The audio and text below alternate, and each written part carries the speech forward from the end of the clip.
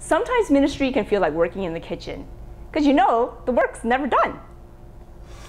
There are people that we have to feed spiritually. There are always messes to clean up. And then you always feel like you're fighting fires. And then there are the abrasive people that just grate on your nerves. No doubt about it, ministry is stressful. And if we don't pay attention to warning signs that tell us when it's time to take a break, we can end up paying in the long term. Unfortunately, I learned that the hard way. I've always been able to handle stress really well, so I would just push through. I did this for years.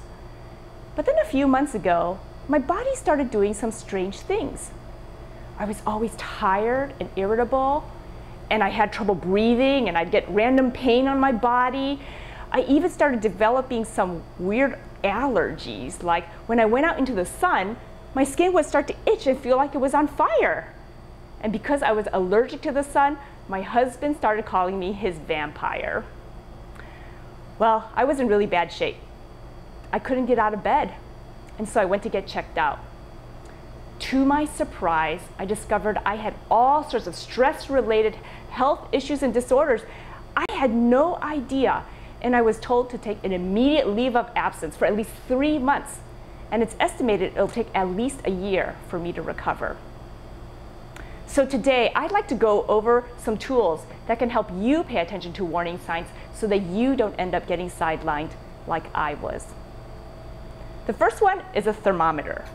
And just like this thermometer tells us the temperature of the meat, so also we need to have a thermometer on our emotions.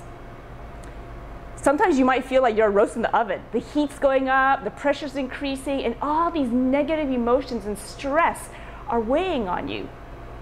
Well, I've learned that emotions are there for a reason. They're there to call attention to something that needs to be looked at.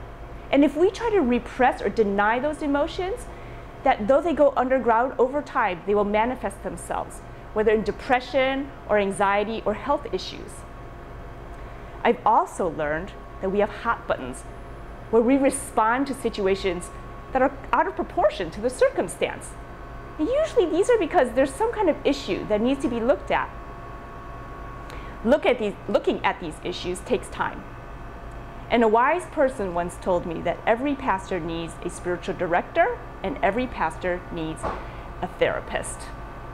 It's through the wise counsel of people like this that we can learn how to live godly and healthy lives. So check out your emotional temperature. And when you do, you might actually find that you are tired and that you are stressed. And here's where the next tool comes in helpful, a timer. Because when the timer goes off, it means it's time to stop. I used to work till 2 or 3 in the morning all the time, because even though I'd get tired around 11, I'd push through and get a second wind. And what I didn't realize was that that second wind was due to adrenaline. And living off adrenaline for the long term is very damaging. My body was telling me that it was time to stop, and I was not paying attention. Sometimes systems really help with that, and so now at night, I have an alarm that goes off that reminds me that it's time to get ready for bed. And I even track my hours so that when I've worked X number of hours, I know it's time to stop. Well, in ministry, it's really easy to look at someone else and say, oh, I wish I had their energy. I wish I could do what they could do. I should work like them. And here's a good reminder. Measuring cups. Romans 12 tells us that we have different gifts according to the grace that God has given to us. God has given us different gifts and different capacities. Some of us are 2 measuring cup people, and some of us are 4 measuring cup people. And the problem is when we try to cram someone else's 4 measuring cups into our 2 cups, things overflow and it's just a big mess. God did not intend us to do somebody else's work. When we focus on the calling that God has given to us, that we can have peace in knowing that we are being obedient and faithful to His calling.